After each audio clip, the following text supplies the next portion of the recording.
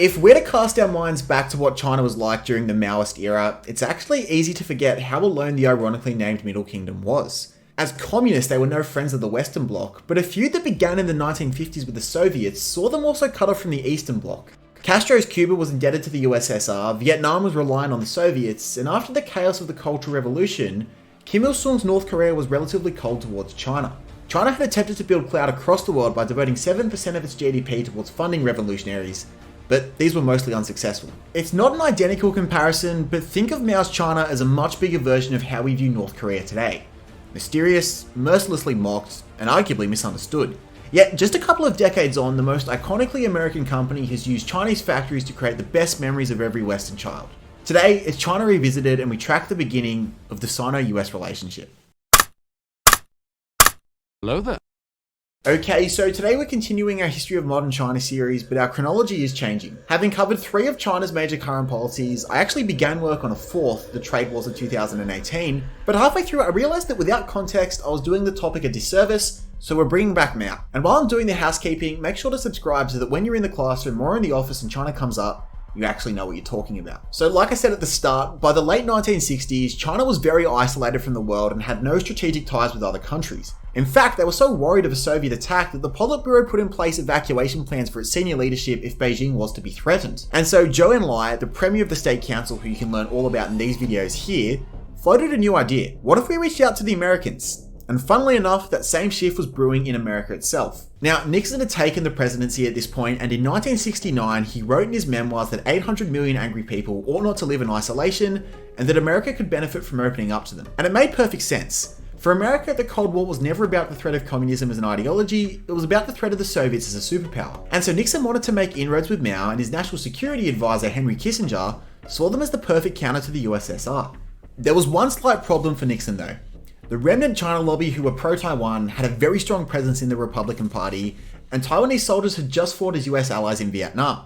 So really, Nixon couldn't just waltz into Beijing and team up with Mao because it would be a middle figure to Taiwan who wanted to be recognised as the true China, and Nixon hardly had the capital within his own party to peeve them off. Now, there was an American journalist who had what most would characterise as left-leaning views who reported on Mao's China. His name was Edgar Snow, and Mao met him in Beijing. Mao told Snow that he was pleased that Nixon won the election, and Snow's reaction was twofold. A, that's weird, you'd think Mao would warm more towards a Democrat president than a conservative Republican, but B, why is Mao telling me this? You see, Mao believed that Snow was a CIA plant, which he wasn't, and he wanted to let Nixon know that he was ready to play ball. Again, because open channels were too risky for Nixon, and also because diplomatic channels had been cut off for 20 years and were slow to get going again, Nixon used Pakistan as an intermediary to relay information to and from China.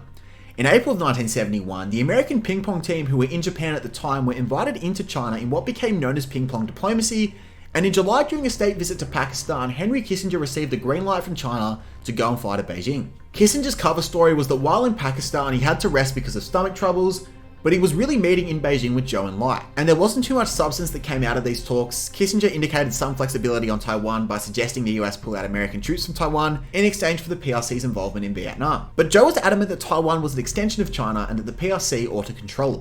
Although not present, Mao weighed in and said that by appearing, the US was evolving from a monkey to a man. And although nothing really got done, there were 2 significant outcomes. Number 1, America's policy on Taiwan actually shifted, and they said that both Chiang Kai-shek's Taiwan and Mao's PRC both claimed to be the true China, and that Taiwan was merely part of that true China, and that America wanted to help in a peaceful settlement. Basically, America totally fenced out in the situation and said nothing really of substance. However, this was a shift away from Chiang Kai-shek's Kuomintang being the governing body of China. But the second major outcome was that Mao had given the green light for Nixon to head over the following year in 1972. But before Nixon could arrive, there were 2 major events that happened in China.